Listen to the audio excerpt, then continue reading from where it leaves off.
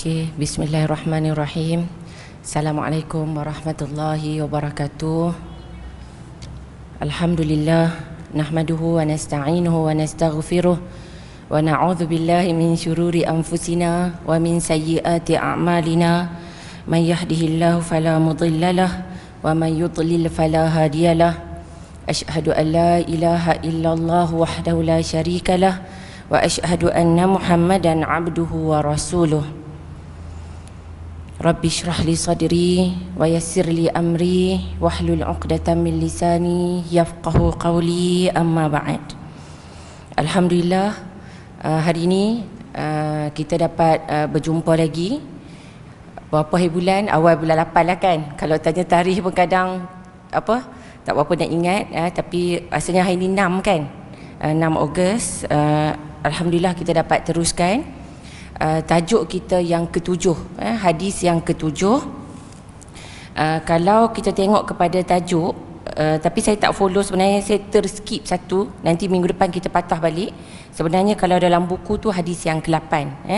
Jadi tajuknya kalau dalam buku ni disebut sebagai celaka hamba dinar. Celaka hamba dinar. Nanti kita akan tengok apa maksud hamba dinar. Kita ni termasuk dalam kategori hamba dinar ke tak? Apa maksud dinar kan? Selalu kalau sebut dinar, duit lah kan? Duit kalau pergi ke Arab Saudi berapa dinar, pergi ke negara Arab. Kita menjadi hamba duit ataupun tidak? Nanti kita akan sama-sama mengambil pengajaran daripada hadis ini. Jadi pertama sekali saya kongsikan dulu hadis. Hadisnya dalam kitab Sahih Al-Bukhari, hadis yang diriwayatkan oleh sahabat Nabi sallallahu alaihi wasallam, iaitu Abu Hurairah radhiyallahu anhu, bahawa Nabi sallallahu alaihi wasallam bersabda, qala Rasulullah sallallahu alaihi wasallam, ta'isa 'abdud dinar wad dirham wal qatifah wal khamisah in u'tiya radiya wa in lam yu'ta lam yarda. Jadi apakah maksud hadis ini? Hadis ini bermaksud daripada Abu Hurairah radhiyallahu anhu. Beliau berkata bahawa Nabi sallallahu alaihi wasallam bersabda, ta'isa. Ta'isa ni maksudnya celakalah. Jadi celakalah hamba dinar, hamba dirham, dan juga hamba disebut dalam hadis ni dua jenis duit kan, satu dinar, satu dirham, dan kemudian diikuti dengan dua jenis pakaian, iaitu wal qatifah wal khamisah. Jadi kalau dalam bahasa mudahnya, pakaian yang melambangkan kemegahan yang mahal-mahal. Dan kalau dalam kitab syarah hadis disebut pakaian yang ditenun. Pakaian yang ditenun ni macam sutera kan, songkit yang mahal-mahal. Tapi ada yang membezakan, qatifah ini sutera kasar.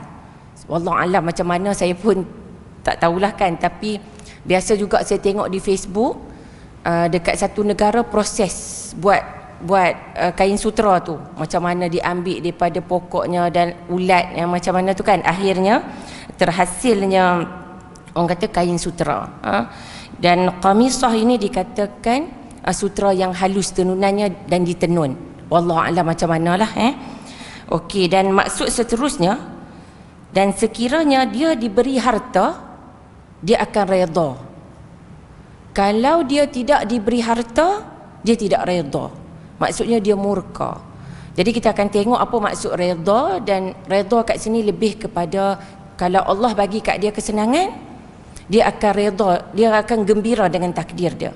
Kalau Allah takdirkan dia dalam kesusahan, dia macam tak dapat nak terima. Itu yang dimaksudkan dengan hadis ini secara umumnya.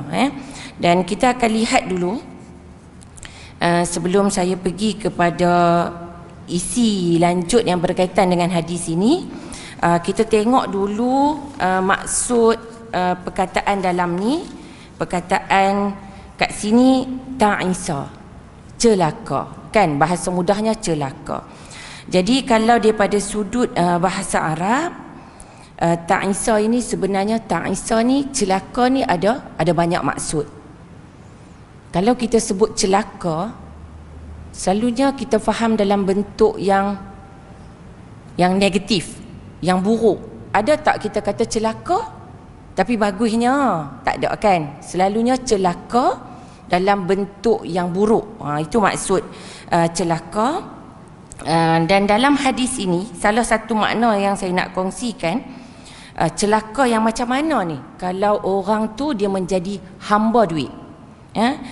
Celaka yang pertama bermaksud jatuh. Dalam bahasa Arab disebut as-suqut ataupun inhitat. Ini bermaksud jatuh, bukan jatuh fizikal, jatuh terduduk ni kan, tapi jatuh yang kat sini bermaksud jatuh daripada sudut dalaman, jatuh daripada sudut spiritual yang tak nampak. Bukan kita jalan kita jatuh. Okey, itu maksud jatuh, tapi dari sudut bahasa jatuh tu kena atas muka, macam benda yang negatif lah kan. Okey, dan sebab apa disebut celaka tu dengan maksud jatuh? Sebab bila dia jadi hamba kepada hamba harta tadi, dia akan jatuh daripada sudut dalaman, dia tidak menjadi hamba Allah yang sebenar-benarnya. Itu maksud dia jatuh daripada sudut kedudukan dia. Dia jatuh sebab dia tidak menjadi hamba Allah yang mengabdikan diri sepenuhnya kepada Allah. Tetapi maksudnya dia menjadi hamba kepada harta. Kemahuan dia, kehendak semua dia utamakan kepada harta, kepada duit. Jadi kat sinilah orang kata sebenarnya dia menjadi hamba harta, dia akan menjadi hamba nafsu. Sebab tu kedudukan dia menjadi kedudukan yang rendah dan kedudukan yang jatuh. Okey. Dan dalam hal ini seorang tokoh yang mensyarahkan hadis ini, iaitu Ibn Al-Mulaqid, menyebut jatuh dalam bentuk yang macam mana pun asalkan jatuh dia punya dalaman. Itu yang dimaksudkan. Kita tak nampaklah jatuh tu macam mana, tapi menunjukkan kedudukan dia tu bukan kedudukan yang tinggi.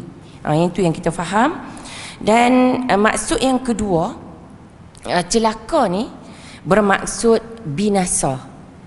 Jadi dalam hadis ni binasalah orang yang menjadi hamba duit, orang yang menjadi hamba kepada pakaian yang mahal-mahal. Sebab apa dia binasa? Sebab apabila dia abdikan diri, dia jadi hamba kepada perkara dunia, tidak menjadi hamba kepada Allah. Ini yang dimaksudkan. Jadi kat sini dia binasa kenapa? Sebab dia menempah jalan menuju ke neraka. Dan juga dia menempah jalan menuju ke arah kemurkaan Allah, yang Allah murka. Jadi kat sini tidak ada kebinasaan yang lebih besar lagi daripada kemurkaan Allah. Itu yang dimaksudkan dengan binasa. Dan maksud yang kedua juga, yang ketiga, ini dalam kitab Fathul Bari oleh Ibn Hajar Al-Asqalani, beliau menyebut ta'isa ni bermaksud asyar. Syar ni maksud yang buruk lah, ataupun bermaksud beliau katakan sebagai al-ba'id. Ba'id ni jauh daripada redha Allah. Buruklah kedudukan yang buruk. Itu maksud yang ketiga. Maksud yang keempat, di sini bermaksud celaka.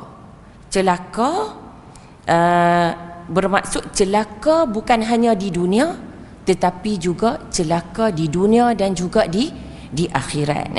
Jadi nak faham kat sini, dikongsikan, disebut bahawa kita boleh faham daripada ayat Al-Quran, surah Taha, ayat 123 hingga 127, ayat yang bermaksud sesiapa yang mengikut petunjukku, sesiapa yang mengikut petunjuk yang Allah berikan, dia tidak akan sesat dan dia tidak akan celaka.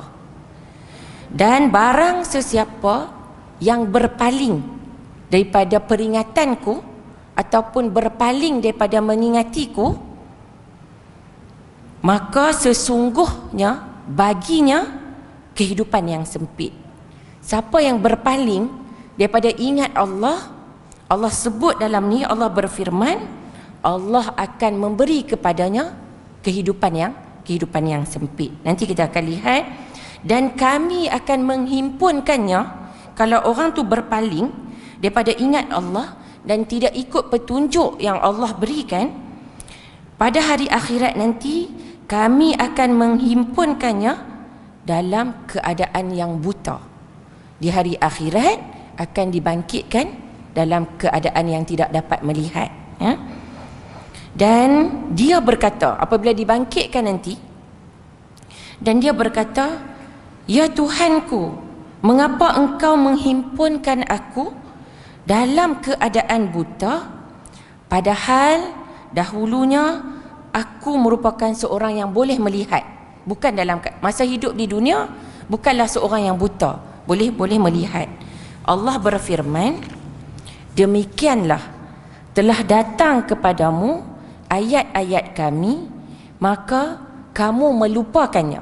Maksudnya Allah dah bagi peringatan, apa yang disebut dalam Al-Quran, apa yang disebut dalam hadis, dan apa-apa pandangan yang boleh kita keluarkan berdasarkan Al-Quran dan hadis, pandangan ulama. Maksudnya kita tak ambil peringatan, kita buat tak indah. Dan begitu pula pada hari ini, kamu pun dilupakan. Masa hidup di dunia, kita tak ambil pengajaran, kita tak maksudnya tidak memberi keutamaan kepada apa-apa yang disebut hukum hakam, kandungan yang terdapat dalam Al-Quran dan juga As-Sunnah, dan juga apa-apa yang dapat dikeluarkan daripada dua sumber tersebut. Pada hari akhirat, maksudnya kita tak mencari ilmu, dan pada hari akhirat kita dilupakan oleh Allah Subhanahu Wa Taala. Dan demikianlah kami membalas orang-orang yang melampaui batas dan tidak percaya kepada ayat-ayat Tuhanmu. Dalam Al-Quran, kalau kita baca satu ayat pun kadang-kadang banyak pengajaran yang dapat kita keluarkan tentang azab di hari akhirat, pelbagai tentang syurga, tentang neraka. Tapi kita tidak mengambil indah. Dan sesungguhnya penegasan di hujung ayat surah Taha ini, azab di akhirat itu lebih berat dan lebih kekal. Macam yang kita selalu sebutlah sebelum ni tentang dunia ni sementara, akhirat juga yang kekal. Jadi kat sini saya nak sebut tentang maksud kat sini, kehidupan yang sempit. Dan dalam ayat Al-Quran ini Allah tidak menggunakan perkataan hayat, kehidupan, tapi digunakan perkataan ma'isyah. Ma'isyah ini untuk merujuk kepada makhluk yang hidup, iaitu manusia dan juga jin. Jadi makhluk yang memerlukan makan, minum dan sebagainya, dan ada tanggungjawab yang syariat telah tetapkan kepada kita. Dhanka kat sini maksud sempit.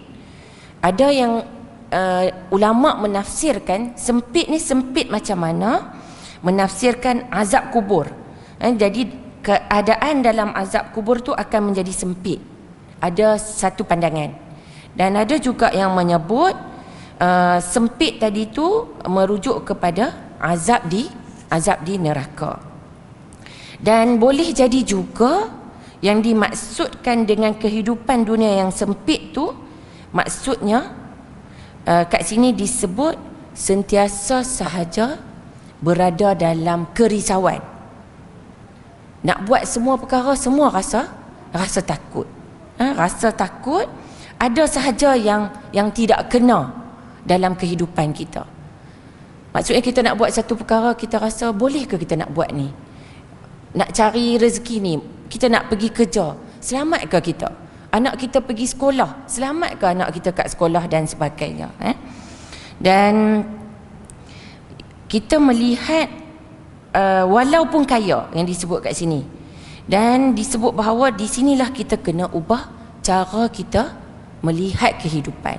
Maksudnya kalau kita tak nak kehidupan kita jadi sempit, sama ada di dunia ataupun dalam azab kubur ataupun dalam kehidupan di hari akhirat nanti, kita tidak boleh berpaling daripada ingat Allah. Ingat Allah ketika kita susah dan juga ketika kita senang. Ingat Allah dengan sama-sama, saya kata untuk saya juga, kita melakukan, melipat gandakan amalan soleh yang boleh kita lakukan, ya. Kadang-kadang kita tengok orang, kita nampak macam senang kehidupan dia, tapi kadang-kadang kita tak tahu bahawa kehidupan orang yang senang tu pun diuji, ya, dengan nak tidur dalam rumah yang besar rasa selamat ke, kan, kena pasang CCTV ke, orang nak masuk ke. Maksudnya walaupun kehidupan yang senang, kita nampak senang, tetapi kadang-kadang nak tidur malam pun tak boleh. Susah nak tidur malam. Dibayangi dengan ketakutan, keselamatan diri dan juga keselamatan harta. Itu yang dimaksudkan dengan ayat yang disebutkan di sini, ya. Kemudian saya nak kongsi juga maksud yang seterusnya, itu tentang maksud celaka. Kemudian kita lihat pula para akhwat sekalian, apakah yang dimaksudkan dengan kalau dalam hadis tadi abdud dinar, dengan abdud dirham, dengan abdu al-khamisah tadi. Jadi apa maksud hamba harta? Kita tengok kat sini abdun. Jadi abdun ni kita tahu sebab tu kita kata hamba, kan, hamba Abdul Rahman, hamba yang bersifat Rahman dan sebagainya. Jadi abdun ni macam mana maksud dia? Adakah kita cari duit yang biasa-biasa ni kita jadi hamba harta? Kita pergi kerja, kita cari duit, kita dapat gaji, kita berniaga, buat part time ke, nak cari passive income dan sebagainya, kita jadi hamba dinar ke tidak, kan? Jadi kat sini kalau kita tengok sebenarnya duit tu dia tak bersuara pun, duit tak ada kuasa pun, betul tak, kan? Tapi duit tu dia ada nilai, kan? Jadi kat sini sebenarnya apa yang disebut, kadang-kadang kita akan kata, ada orang akan kata duit bukan segala-galanya, tapi segala-galanya memerlukan duit, kan? Selalu kita biasa dengar lah orang kata macam tu, kan? Bukan maksudnya, nanti kita akan tengok macam mana kita nak tengok adakah kita tergolong dalam kategori hamba duit ataupun tidak. Jadi dalam hal ini Ibn Al-Mulaqin dalam kitabnya menyebut ini adalah kiasan. Walaupun kiasan, kita jadi hamba duit, duit tak bersuara, tapi duit ada nilai yang nak menunjukkan bahawa orang yang terlalu, kalau kita orang utara, orang yang terlalu pulun sangat-sangat, nakkan sesuatu sampai seolah dia menjadi hamba kepada sesuatu perkara yang dia nak. Itu hamba kepada duit. Contoh yang disebut ni adalah sebahagian daripada apa yang manusia jadi hamba. Boleh jadi hamba duit, boleh jadi perkara-perkara lain yang melalaikan dia. Kadang-kadang dia jadi hamba kerja. Ada orang dia terlalu, orang kata apa, workaholic, dia terlalu gila. Kalau setengah orang dia kata gila bekerja. Ada setengah orang dia gila, bukanlah kata gila, dia jadi hamba. Contoh, kadang-kadang ambil gambar, semua benda dia pergi kat satu tempat pun, semua dia nak ambil gambar. Tak boleh makan lagi, ambil gambar dulu. Tak boleh apa, semua maksudnya perkara yang melalaikan kita. Kadang-kadang kita tengok orang yang dia buat live, kita tengok hidup dia dengan live, kadang-kadang jadi influencer dan sebagainya. Tu live dia boleh kata masa bila dia buat kerja-kerja yang lain. Kadang-kadang ada orang bercakap dengan dia, keluarga bercakap, pasangan bercakap pun kadang-kadang macam macam tu je. Tapi dia lebih fokus kepada life dia dengan followers dia. Dia menjadi hamba kepada apa yang terlalu dia nak capai dalam hidup dia. Okey, kita tengok kepada ciri hamba sesuatu perkara yang terlalu diinginkan dalam hidup.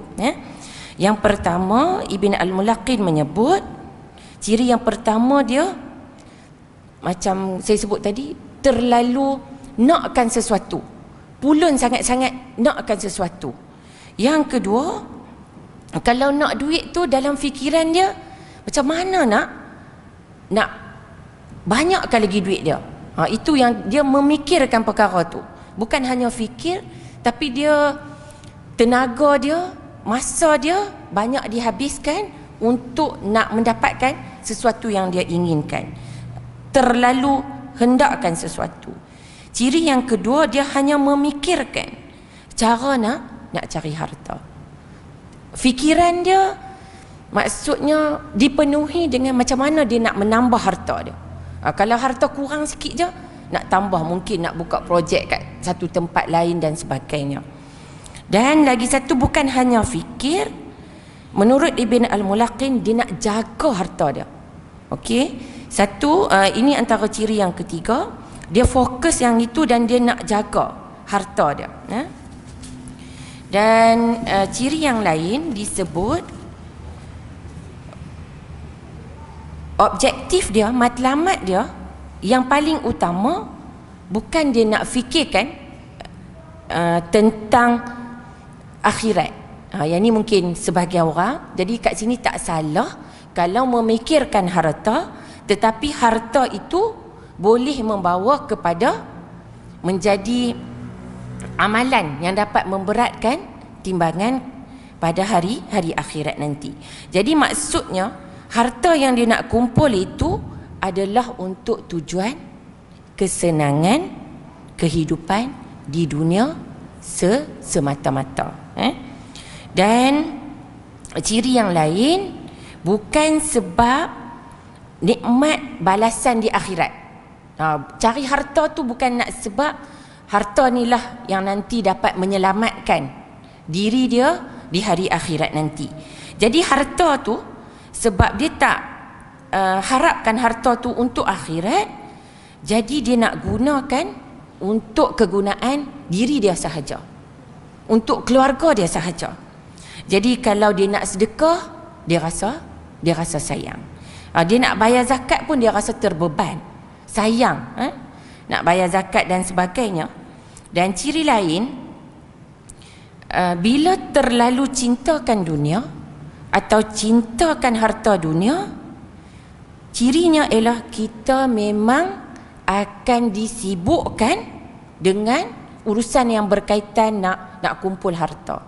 Kita tak ada masa untuk anak pun tak ada, apatah lagi masa untuk beribadat kepada Allah Subhanahu Wa Taala. Masa nak silaturahim pun tak ada. Semua kita fikirkan tentang urusan yang berkaitan dengan apa yang kita nak. Kita nak banyakkan harta kita, kita nak kehidupan yang mewah, kita nak baju. Nanti kita akan pergi kepada apa yang disebut tentang pakaian. Dan ada pandangan lain, tadi apa yang saya sebut, ini oleh tokoh lain, iaitu oleh At-Tibi. Beliau menyebut ciri hamba harta ini, dia jadi tak kisah tentang akhirat. Dia tak peduli halal ke haram ke, asalkan dia dapat harta, dia dapat kedudukan. Dia beri rasuah ke, dia sogok orang ke, semua dia tak kisah. Dia tak fikir tentang pahala dan juga tentang ganjaran yang Allah janjikan di akhirat. Dan bukan hanya tu, dia tak fikir dah tentang nak memperbanyakkan amalan, nak zikir, nak cari masa untuk zikir pun tak sempat dah. Sebab dihambat oleh keinginan yang orang kata apa, tidak bertepi dalam nak mencari harta, dalam nak melakukan ketaatan, dalam nak memperbanyakkan lagi amalan. Jadi ini adalah ciri-ciri hamba harta asalkan dapat duit. Jadi dari sudut masa pun, masa dia untuk perkara dunia, masa untuk Allah memang dia tidak memperuntukkan. Itu yang disebut dalam surah Taha tadi, kehidupan di dunia dia lupakan Allah, di hari akhirat Allah lupakan dia. Dan apa yang disebut seterusnya oleh seorang tokoh lain, iaitu oleh As-San'ani, hamba dinar ini orang yang jadikan harta itu sebagai Tuhan dia, dan dia berkhidmat untuk harta tu. Jadi maksudnya dia tidak berkhidmat kepada Allah. Jadi orang yang macam ni hakikatnya dia jauh daripada rahmat Allah, melainkan orang-orang yang Allah berikan harta, dia termasuk dalam kategori orang-orang yang muhsin, orang-orang yang tidak terkesan dengan harta. Sebagaimana sahabat Nabi Abu Bakar radhiyallahu anhu yang infakkan hartanya. Ramai lagi sahabat yang infakkan harta mereka untuk berjihad di jalan Allah. Jadi ada orang yang Allah berikan harta, dan harta itu dapat lebih mengingatkan dia kepada Allah. Dan ciri lain apa yang disebut oleh Ibn Battal, selain sangat-sangat orang kata pulun nak dapatkan harta, bukan nak dapatkan, tapi disebut kat sini az-ziyadah minal mal, nak dapat lebih lagi. Ini ciri-cirinya. Harta yang ada ni nak bagi lebih, nak bagi banyak. Kalaulah kata saham ada dalam satu pelaburan, ada dalam Maybank ke sebagainya, setahun dah dapat 20,000, nak banyakkan lagi, nak berlebihan dalam bank yang lain, ada lagi dalam tabung haji dan sebagainya, tak salah. Tapi yang ini dia nak lebih, dan bila mati perkara itu tidak dapat membantu kehidupannya di hari akhirat. Dengan tanah yang tertutup, harta tidak boleh membawa kepada kematian. Mati tak boleh bawa harta. Tapi ada orang kata kalau tak ada harta, matilah kita, kan? Ada orang kata, kan? Okey. Yang disebut kat sini, kejar dunia semata-mata dan nak lebih. Tak ada sifat qanaah, tak ada sifat cukup. Sebab itu kalau dalam ada doa yang Nabi ajar, Allahumma inni as'alukal huda wat tuqa wal afafa wal ghina. Ghina tu minta bagi Allah, bagi kat kita cukup. Apa yang disebut kat sini, minta Allah bagi kepada kita kecukupan. Nanti kalau ada saya akan kongsikan. Kat sini saya ada. Tapi maksudnya amalkan harta, amalkan doa tu. Kalau kita rasa harta yang kita ada, kita dapat gaji, tapi gaji kita tak pernah cukup. Padahal kadang-kadang tu kita berbelanja lebih daripada keperluan. Jadi sama-samalah kita cuba amalkan doa tersebut, diberikan kecukupan dalam segala hal. Itu antara apa yang disebut. Kemudian ciri lain, dia ada banyak ciri hamba harta, apa yang disebut oleh Mulla Ali Al-Qari. Maksud kat sini kumpul harta dan tidak tunaikan hak harta tu. Kan dalam zakat kena ada penyucian harta, dalam kena bersedekah dan sebagainya. Terlalu puja duit, dan inilah yang dicela. Yang disebut kat sini kumpul harta. Abdun kat sini menurut tokoh lain, Al-Aini, terlalu cintakan dunia, terlalu asyik dengan keinginan dunia, jadi hamba. Dan sebab itu tak disebut hamba, Abdud Dinar, tidak disebut malik. Bukan raja tu selalunya yang orang yang memiliki, bukan harta tu kita yang memiliki. Tak disebut dalam hadis memiliki harta, tetapi disebut sebagai hamba harta, dan tak disebut juga sebagai pengumpul harta, tetapi dia nak lebih daripada keperluan. Jadi hamba harta ni kalau dia nak lebih daripada keperluan hidup dia, dah ada, yang ni pun selalu saya sebut dah ada, dah cukup dah. Kadang-kadang kita heran kan, dah ada kenderaan yang orang kata selesa, tapi nak lebih lagi, sampai orang kata melebihi keperluan. Dan bukan sebab memang perlu duit, dan ciri yang disebut dikaitkan tamak dengan apa yang ada pada tangan manusia. Ciri lain juga tak kira halal ataupun haram. Ini yang saya dah sebut tadi. Dan Syekh Al-Utsaimin ada menyebut orang yang menyembah Allah secara sebenarnya, secara hak, tidak mungkin dia akan mengambil harta secara haram. Kalaulah seseorang itu menyembah Allah dengan maknanya yang sebenar, dia tidak mungkin akan mengambil harta orang lain secara tidak benar. Kadang-kadang harta orang lain ni simple sahaja. Kadang-kadang kita ingat orang tak kisah pun, kita ambil barang-barang keperluan orang lain. Kadang-kadang orang tu ada kebun, macam sekarang musim buah kan, musim buah rambutan, cempedak, nangka, kalau di Kedah musim buah dukung dan sebagainya tu. Kadang-kadang orang dia ambil, dia tak maklumkan kepada tuan dia. Dia ingat boleh ambil, itu pun kadang-kadang, dan dia ambil, dia buat macam harta dia. Itu pun kena hati-hatilah daripada sudut.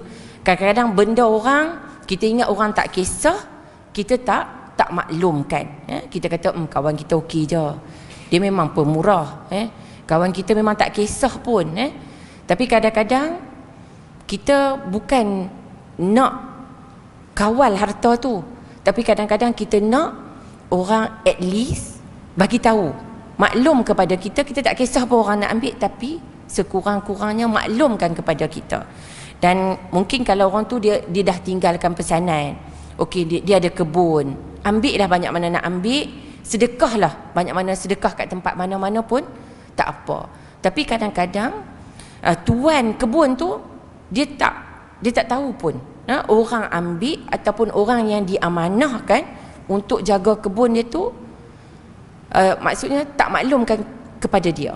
Itu daripada sudut kadang-kadang benda kecil dalam hidup kita, tetapi kita ingat benda tu tak ada apa, tetapi kita mengambil barang keperluan orang lain secara tidak benar. Dan menurut As-San'ani lagi, yang dicela itu sebenarnya, adakah bila kita ada duit, kita tengok dah ciri-ciri tadi, dan alhamdulillah kita tidak menjadikan hidup kita ni bukanlah nak kumpul harta lebih daripada keperluan, tetapi yang dicela itu sebenarnya ialah apa yang menjauhkan kita daripada Allah Subhanahu Wa Taala. Jadi maksudnya ada harta tak salah, tapi harta tu mendekatkan kita kepada Allah. Dan yang dicela tu kita sibuk daripada kita nak tunaikan kewajipan yang Allah wajibkan, Allah perintahkan kepada kita, daripada sudut kewajipan macam zakat, macam bersedekah, macam juga menunaikan ibadat. Sebab masa kita sekarang ni dengan masa yang terlalu cepat berlalu, masa kita ni pun kita nak buat ibadat pun kita tak banyak masa yang kita peruntukkan untuk lakukan amal yang soleh. Sebalik daripada tu tidak dicela. Okey. Jadi kat sini sebenarnya sebagai peringatan kepada kita bagaimana kita nak Bila ada harta, harta itu tidak melupakan kita. Okey. Yang ni pun sama macam ulangan. Okey. Selain daripada itu, saya nak sebut dalam kitab Sahih Al-Bukhari juga, Imam Al-Bukhari selain membawakan hadis tadi, diletakkan dalam bab apa yang perlu, bab ma yuttaqa min fitnatil mal. Maksudnya bab apa yang perlu kita waspada, apa yang perlu kita ingat tentang fitnah harta. Okey. Fitnah kat sini sebenarnya bukan fitnah yang kita kata orang ni fitnah kita, yang satu benda yang kita tak buat. Bukan maksud fitnah kat sini. Fitnah kat sini, Dr. Mustafa Al-Bura ada menjelaskan maksudnya.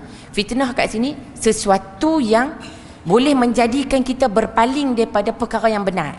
Itu pun maksud fitnah. Dan satu lagi, fitnah kat sini boleh bermaksud ujian, boleh bermaksud dugaan hidup. Jadi ujian kat sini, harta boleh menjadikan kita lalai, lupa kepada Allah.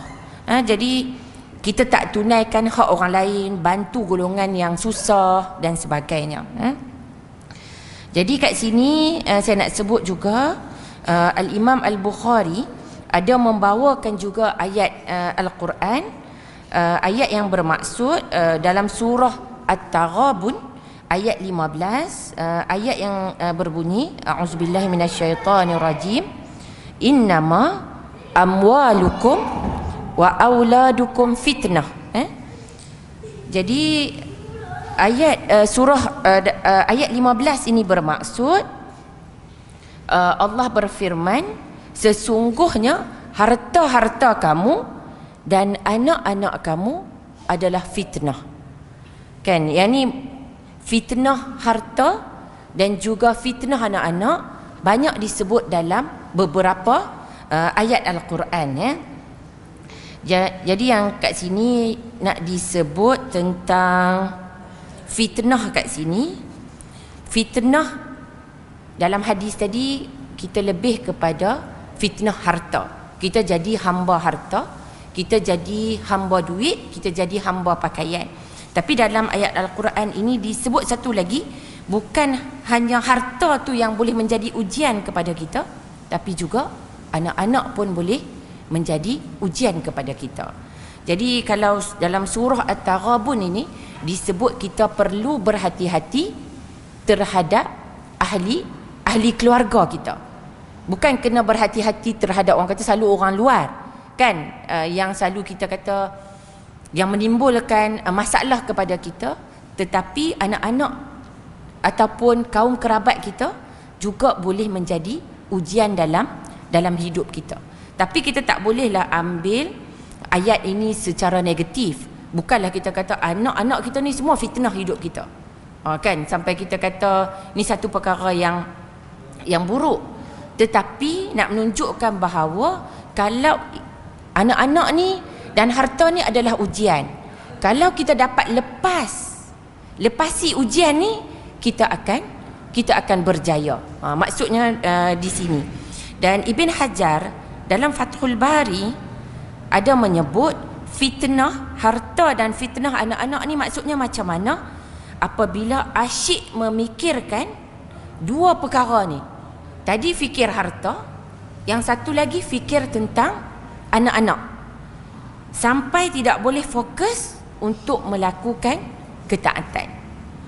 Tapi kadang-kadang kalau kita tengok dalam kehidupan kita, memang masa kita selain kita peruntukkan untuk kerja, mencari rezeki, masa kita, fikiran kita, banyak kita fikir tentang anak-anak kita. Kan, ada setengah orang daripada bangun pagi pukul 5 lebih, siap sedia dah bekal untuk anak bawa pergi sekolah. Hari ni fikir dah nak buat bekal apa, nasi goreng, mi goreng, esok nak masak apa. Kita dah fikir dah keperluan anak kita. Lepas dah sedia bawa bekal pergi sekolah, kalau tak bawa bekal pun kalau tak sempat, kadang-kadang berhenti dekat kedai, beli nasi lemak ke, beli roti gardenia dan sebagainya, bawa bekal. Fikir hantar anak pula sekolah, kan? Hantar anak sekolah, kat satu sekolah, kemudian sekolah yang lain, lepas tu pergi kerja, tengah hari ambil pula anak daripada sekolah, hantar tuition ke, hantar kafar ke, pergi balik kerja, ambil balik anak kat sekolah, balik rumah, kan? Fikir pula untuk esok dan sebagainya. Jadi inilah yang orang kata apa, kita memikirkan keperluan anak-anak tu sampai kita nak anak-anak kita ni jadi hebat, kita nak anak-anak kita ni jadi cemerlang. Sebab tu kita tak salah, tetapi jangan terlalu asyik memikirkan. Sebab tu ada orang yang kita kata kita akan berbangga, kan? Dalam ayat Al-Quran yang disebut sebelum ni, berbangga dengan banyaknya anak, dengan hebatnya anak-anak.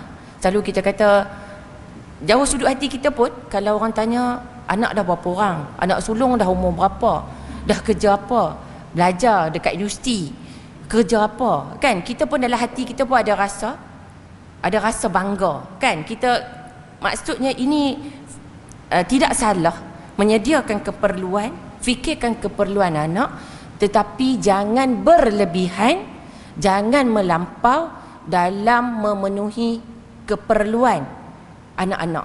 Kadang-kadang, ini saya kata kat saya jugalah, kadang-kadang daripada sudut kita nak sediakan keperluan anak-anak sekarang, dari sudut pakai handphone. Kadang-kadang yang Nokia ni memang tak mau dah lah, kan? Nak apa? Nak Apple tu, kan? Nak iPhone dan sebagainya. Sebab apa? Kadang-kadang suasana kawan-kawan semua pakai iPhone, Samsung tak mau pakai, dan sebagainya. Kadang-kadang kita terpaksa bekerja lebih sebab kita nak jaga hati anak kita. Sekali anak rasa anak merajuk, anak tak ada semangat nak belajar, kawan-kawan lain pakai iPad, semua orang, kadang-kadang anak ni dia demand, dia pergi universiti, kadang-kadang tak duduk hostel, dia nak kereta, nak ulang alik dan sebagainya. Ibu bapa kena buat pinjaman, semata-mata ingin memenuhi anak-anak punya keinginan. Anak-anak nak motor, nak pergi sekolah dan sebagainya. Ini yang disebut sebagai jangan berlebihan dan orang kata melampaui, dan kita asyik fikir benda tu sampai kita tidak fokus untuk masa untuk Allah. Dan Ibn Battal menyebut fitrah manusia suka kepada harta dan anak-anak, siapa pun, dalam ayat yang disebut di sinilah. Jadi disebutkan kat sini, harta dan anak-anak adalah ujian. Ujian sama ada yang berjaya, anak-anak yang kita doa, sebab tu kita doa, Rabbi habli minas salihin, beri anak-anak kita menjadi anak-anak yang saleh, anak-anak yang apabila kita meninggal dunia mendoakan kita. Kita tak nak, kita memang orang kata apa, nak sebagaimana kita mendoakan kedua ibu bapa kita yang telah meninggal dunia, kita pun nak anak-anak kita selepas daripada kematian kita mendoakan keampunan dan rahmat untuk kita. Dan daripada sudut harta ini, fitnah harta ini disebut, ada hadis riwayat Al-Bukhari yang menceritakan, riwayat oleh Ibn Abbas, nak kata manusia ni siapa yang tak nak harta. Sebab harta lah orang kata boleh bergaduh adik-beradik tentang harta pusaka, berlaku pergaduhan sampai tidak bertegur sapa, bertahun-tahun, ada yang berpuluh tahun, dan ada yang tak sempat nak minta maaf, nak berdamai sebelum bertemu dengan Allah Subhanahu Wa Taala. Sebab ada hadis dalam Sahih Al-Bukhari, hadis muttafaqun alaih, anak Adam ini sekiranya diberi satu lembah daripada emas, dan dia berharap untuk akan dah ada satu lembah dah. Lembah ni bukan sikit, kan, bukan gelang ada seutas, banyak dah. Dah diberi satu lembah emas, dan dia nak lagi ada dua lembah emas. dan dia tak dapat penuhkan mulut dia kalau kematian pun, sehinggalah dia mati pun tak ada yang, maksudnya walaupun ditutup dengan tanah, bila kematian maksudnya dia nak lagi lebih daripada dua, bagi satu nak dua, nak lebih lagi daripada apa yang dah banyak pun nak lebih lagi daripada itu. Inilah apa yang disebut daripada sikap kita sebagai manusia, dan mudah-mudahan Allah bantu kita untuk satu, kita nak melakukan tidak ada kekuatan melainkan dengan pertolongan Allah untuk kita melakukan ketaatan, dan tidak ada daya untuk nak hindarkan daripada buat perkara yang buruk, melainkan Allah jauhkan kita. Kita kena minta kepada Allah. Okey, yang berikutnya saya nak sebut tentang hamba al-qatifah wal khamisah. Yang ni kita selalunya, kita orang perempuan lah kan, kalau sebut pakaian, mungkin ada sebahagian orang lelaki pun ada juga, tapi yang ni lebih dekat lah saya rasa, wallahu alam, dengan kita lah. Pakaian jangan jadi hamba pakaian kan. Pakaian yang mahal, pakaian yang ditenun, yang melambangkan kemewahan. Sebab pakaian ni melambangkan diri, rasa hebat. Sebab tu orang perempuan dilarang memakai libasus syuhrah, pakaian yang boleh menimbulkan kemasyhuran. Bukan maksudnya macam mana, yang ni saya ada sebut pakaian yang lain daripada orang lain. Bila kita tengok, kita kata orang ni saja yang dia trend dia memang kalau pergi mana-mana pun pakaian dia tak nak sama dengan orang lain, dia nak lain daripada orang lain. Ini image dia kan. Ada orang kadang-kadang pakaian dia kita tengok menyukarkan dia bergerak dan menyusahkan orang lain. Ini antara apa yang dilarang. Dan bukan hanya tu, kadang-kadang mengeluarkan berlebihan. Berapa kena upah tailor kan? Kita kat sini kalau Penang, kalau upah baju pun kita rasa dah mahal kan. Kalau baju kurung dah 100 lebih. Kalau kat kampung mungkin murah lah kan. Kalau yang boleh buat sendiri tu lagi bagus lah. Kalau dekat kampung mungkin ada yang RM45, tu masih lagi orang kata rate. Kalau dulu sepasang baju kurung RM25 kan. Sekarang tak tahulah, susah lah nak dapat tailor yang ambil orang kata dengan harga yang murah. Sebab apa disebut pakaian? Syekh Mullah Ali Al-Qari menyebut sebab kebanyakannya dipakai, pasal apa dipakai? Untuk tunjukkan diri tu rasa sombong, ada riak, ada sum'ah, rasa diri tu hebat. Dan Syekh Al-Utsaimin menyebut itu adalah tujuan utama dia. Nak pakai baju yang elok-elok sahaja, nak pakai secara berlebihan. Kadang-kadang saya tak katalah kita orang perempuan baju pergi kenduri yang ni dia kena ada manik-manik, batu-batu kan, bling-bling. Dah pakai baju ni sekali tak mau pakai dah, kenduri yang lain tempah pula yang lain kan. Kan dia ada macam-macam lah. Kadang-kadang itu pun saya kata untuk saya jugalah, kadang-kadang orang perempuan ni daripada sudut itu antara benda yang kita kena mujahadah. Kita nak pakai tu kadang-kadang minta Allah bantu kita lah. Dan menurut Syekh Mullah Ali Al-Qari, ciri dia suka banyak pakaian. Ini apa yang disebut satu ciri, suka banyak pakaian.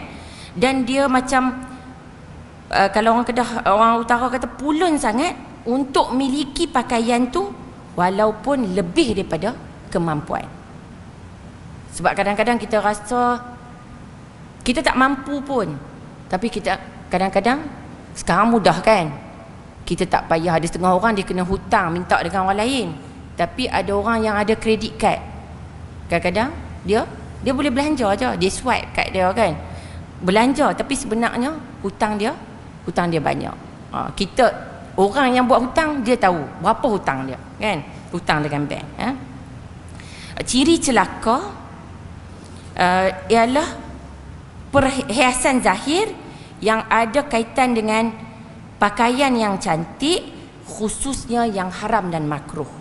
Pakaian tadi tu apatah lagi yang tidak bertepatan dengan kehendak syarak, kan? Itu lagi nah. Boleh dipakai sebab pakaian ni memang kita nak tutup aurat.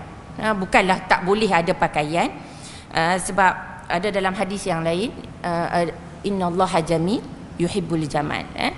Allah suka kepada perkara-perkara yang elok. Kita diminta untuk, orang kata apa, bukanlah sombong tu orang yang ada kasut yang elok, ada pakaian yang elok, tapi sombong itu ialah orang yang menolak kebenaran dan meremehkan orang lain. Boleh pakai ikut syarak, dan kita cuba sama-sama jaga niat kita bila kita berpakaian.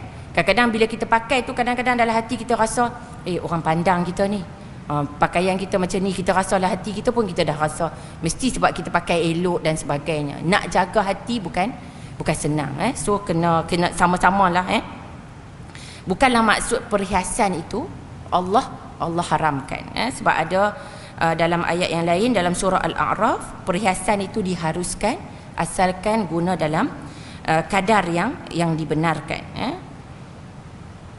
Okey, yang berikutnya apa yang saya nak kongsi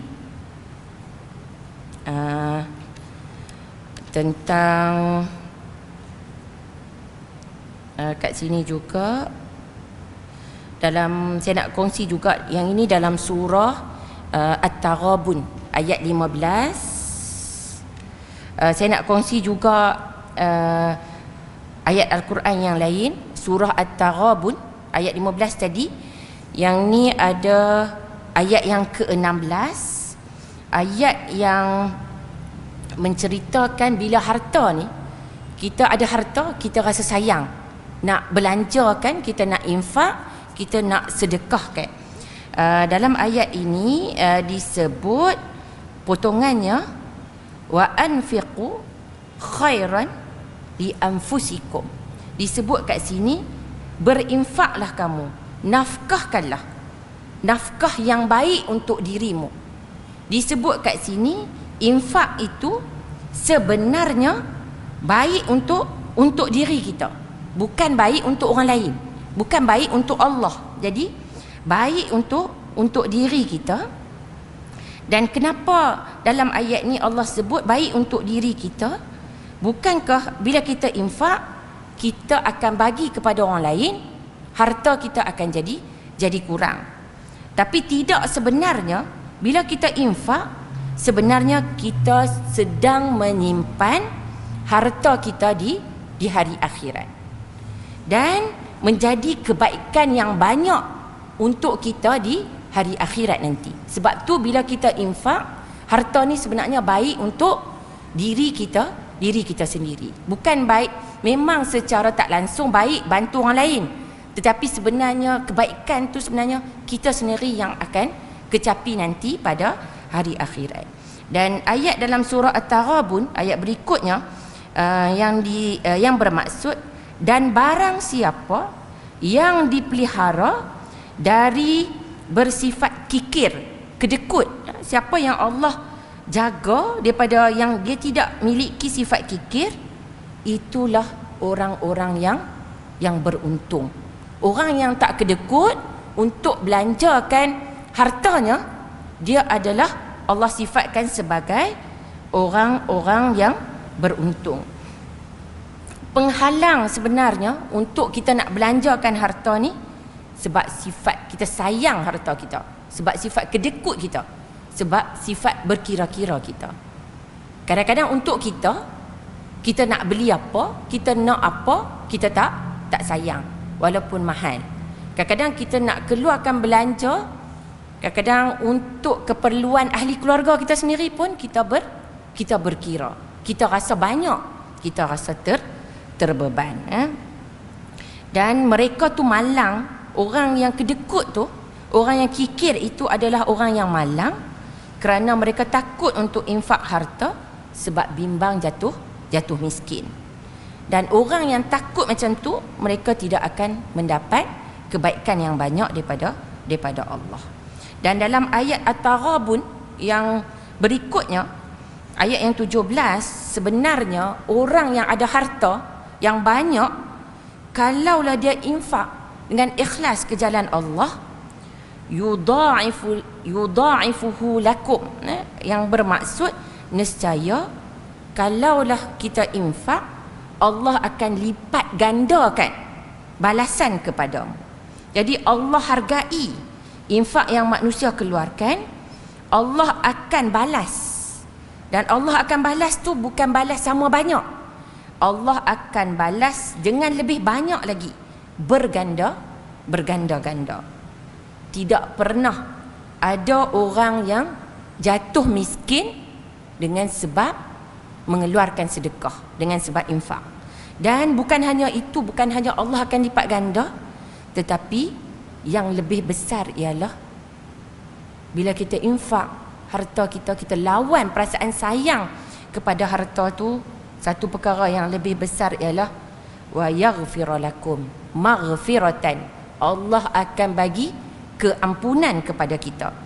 Yang lagi hebat, Allah akan ampunkan dosa kita. Sebab kita manusia, kita memang ada banyak dosa. Allah lah yang tutup aib kita.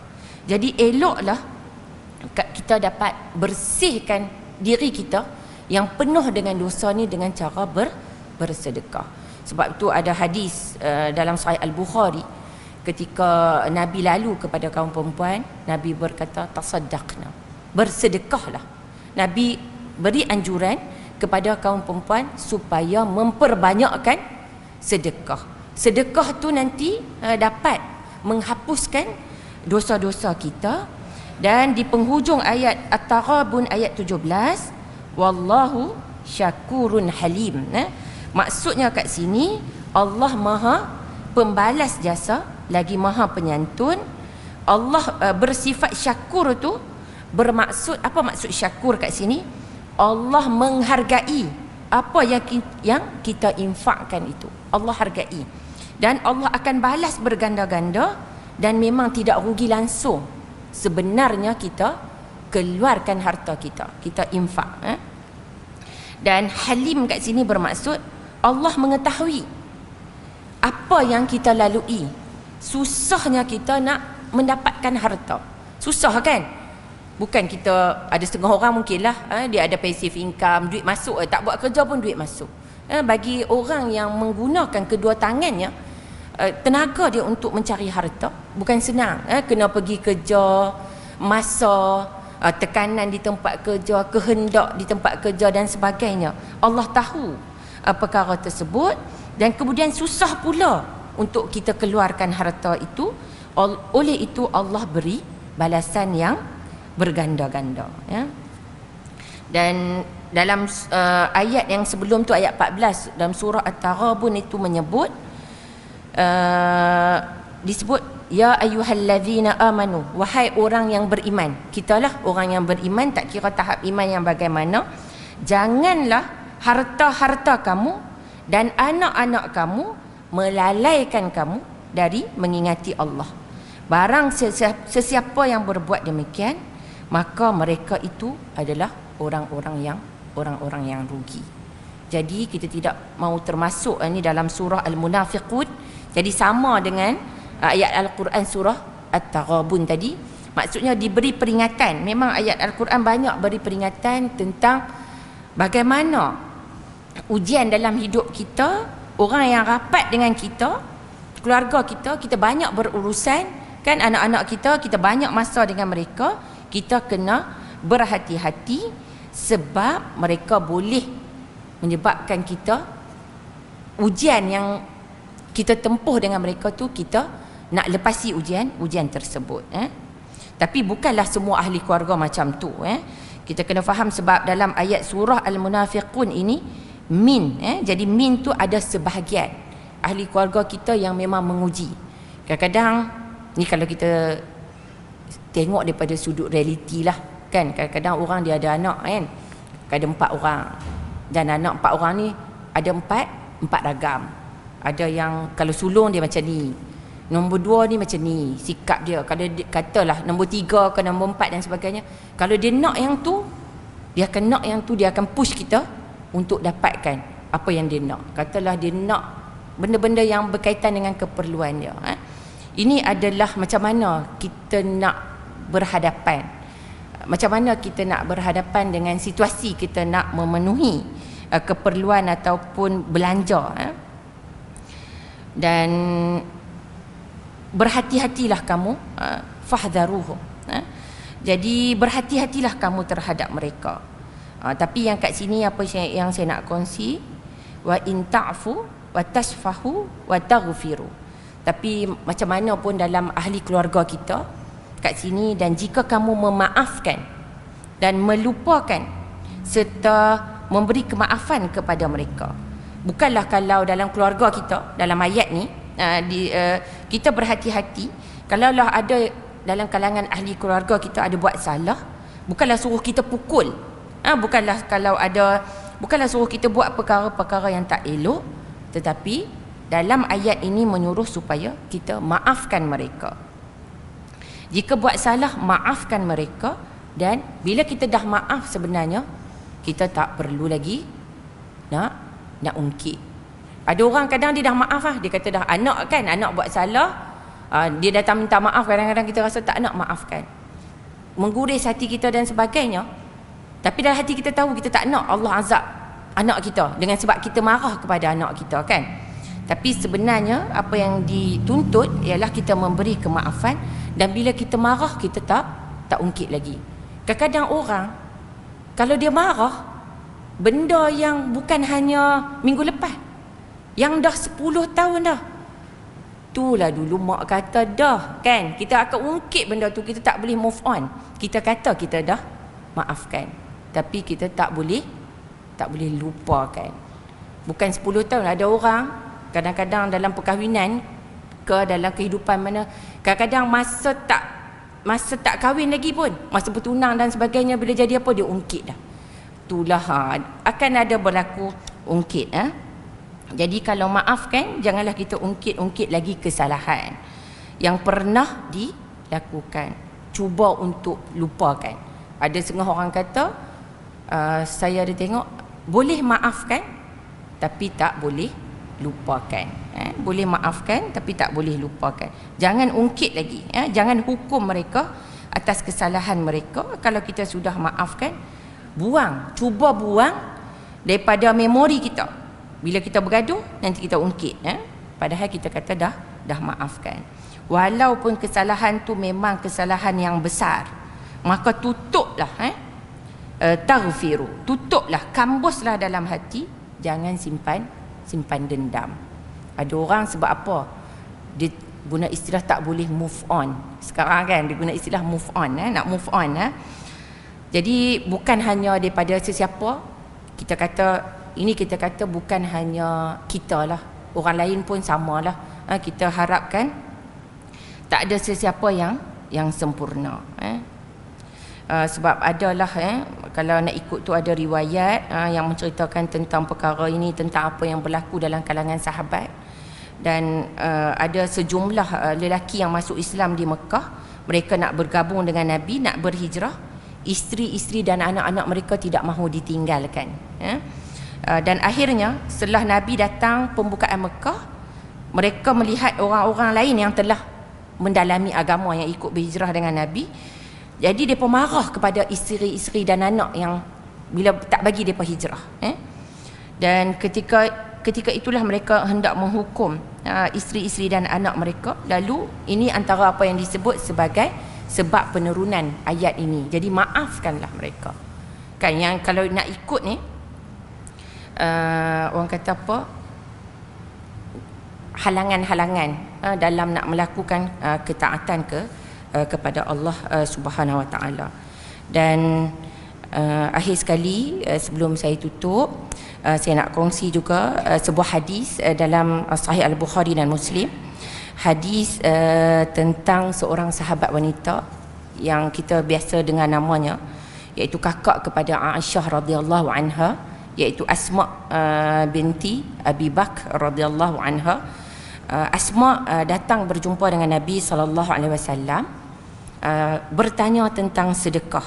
Bertanya Nabi tentang sedekah, dan beliau maklumkan kepada Nabi bahawa di rumah dia tidak ada apa yang boleh dia sedekahkan melainkan apa yang diberikan oleh suaminya kepada Asma. Dan Nabi kata tasaddaqi, Nabi kata bersedekahlah, walaupun harta tu suami dia bagi kat dia lah, bersedekahlah, wala tu'i yu'a alaika. Jadi maksud kat sini daripada pesanan Nabi bertanya tentang sedekah, Nabi sarankan kepada Asma untuk bersedekah. Jadi maksud kat sini, jangan simpan harta dan tahan harta daripada diinfakkan, dibelanjakan pada jalan Allah. Dan wala tuhsi, maksud kat sini jangan hitung, jangan duk kira-kira harta kita yang ada tu berapa. Kita duk kira lah, ada RM5 satgi kita nak makan kan, kita kira pula ada RM100 satgi nak bayar bil kan, bil elektrik berapa, bil berapa. Jangan hitung apa yang nak kita bagi. Dan sedekah ini dapat menambah harta, dapat buka pintu rezeki, dan sedekah ikut kemampuan, sedikit pun tidak mengapa. Dan Asma ini berikutnya disebut, anak Asma menyebut, Abdullah bin Az-Zubair ada menyebut, beliau menyebut, aku tidak pernah melihat orang yang lagi dermawan daripada Aisyah radhiyallahu anha dan juga Asma binti Abu Bakar. Aisyah yang ini pernah saya kongsikan, akan kumpulkan harta, kumpul dulu, kemudian bahagi, kemudian akan orang Kedah kata bedak, akan bahagikan. Asma, harta yang Asma ada, Asma tidak akan simpan sampai ke hari esok. Tak tunggu masa untuk bersedekah, nak tunggu banyak baru nak bersedekah. Kalau ada harta, sedekah kan. Dan sedekah dengan separuh biji kurma tu dapat menjadi penghalang kita daripada api neraka. Okey, saya rasa cukup sekadar itu perkongsian saya pagi ini tentang orang kata apa, harta lah. Dan daripada sudut harta, mungkin di ruang yang lain saya akan kongsikan apa yang disebut dalam hadis, kita lihat kepada orang yang lagi kurang daripada kita. Sebab kalau kita tengok apa yang orang lain ada, kita nak macam orang ada banyak, kita pun nak banyak. Orang hias rumah macam ni, curtain macam tu kan, kita orang perempuan, kita pun nak macam tu. Sepatutnya daripada sudut harta dan juga perkara dunia, kita lihat kepada orang yang lagi kurang. Dan daripada sudut ibadat, kita lihat kepada orang yang lagi lebih, supaya kita memperbanyakkan amal ibadat kita. Dari sudut harta, kita lihat kepada orang yang lagi kurang. Kenapa? Hikmahnya ialah, kalau kita lihat orang yang lagi kurang, dengan apa yang kita ada, kita akan bersyukur dengan yang sedikit kita ada. Kan, kita ada hadis yang kata, kalau kita bangun pada waktu pagi tu, kita ada makanan, kita ada pakaian, sebenarnya kita dah cukup, kita dah lebih daripada apa yang kita perlukan. Sama-samalah saya kata, kita mendidik hati kita untuk kaya sebenarnya ialah kaya jiwa, qanaah. Walaupun orang kata apa, sedikit tapi cukup, kita boleh manfaatkan.